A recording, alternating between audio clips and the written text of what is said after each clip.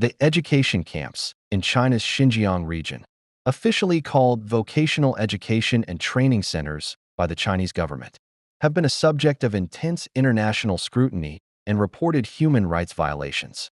Historical origins and evolutionary roots, 1949 to 2013.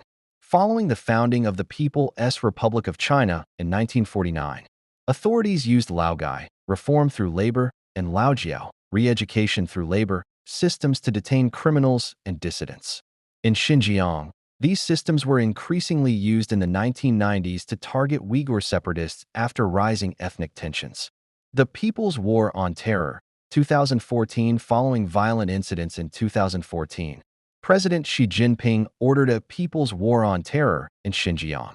This shifted policy toward forced assimilation and weakening of Uyghur cultural and religious identity. Mass expansion, 2017 to 2018 under Xinjiang Party Secretary Chen Quanghua. The camp system expanded rapidly. Satellite imagery and reports confirmed the construction of hundreds of high-security facilities. By 2018, the UN estimated that over 1 million Uyghurs and other Turkic Muslims were being held in these centers. Transition to prisons and forced labor, 2019, present facing international pressure. Chinese authorities claimed in late 2019 that most trainees had graduated. However, researchers and survivors report that many detainees were instead transferred to the formal penal system or into state-sponsored forced labor programs and factories.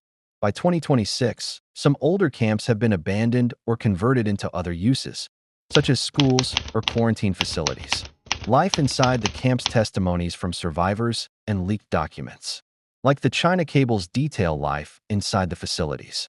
Indoctrination. Detainees were forced to learn Mandarin, study Chinese Communist Party propaganda, and renounce Islamic practices. Harsh conditions. Reports include accounts of torture, such as the use of tiger chairs, overcrowding, sleep deprivation, and psychological abuse. Surveillance. Facilities utilized total physical and mental control, with constant camera monitoring and strict regimens for eating, sleeping, and even using the toilet. Gender-based violence. Female survivors have reported systematic rape, forced sterilizations, and forced abortions. International response and legal status. Genocide labels. Several countries, including the United States, have officially designated China's actions in Xinjiang as genocide. UN findings. A 2022 UN report found that the arbitrary and discriminatory detention of Uyghurs may constitute crimes against humanity. Economic actions. In 2021, the U.S. enacted the Uyghur Forced Labor Prevention Act to ban imports of goods produced in Xinjiang. Notable personal accounts. Biographies. Gulbahar Haidawaji, author of the memoir Resurrected from the Chinese Camps. She details being lured back to China from France and spending nearly 3 years in detention. Saragul Saatbay, a former teacher at a camp who fled to Kazakhstan and eventually Sweden, providing key early testimony on the system's inner workings. Kelbiner Sedek, a teacher who was forced to instruct detainees, and later testified about the abuse and sterilization she witnessed.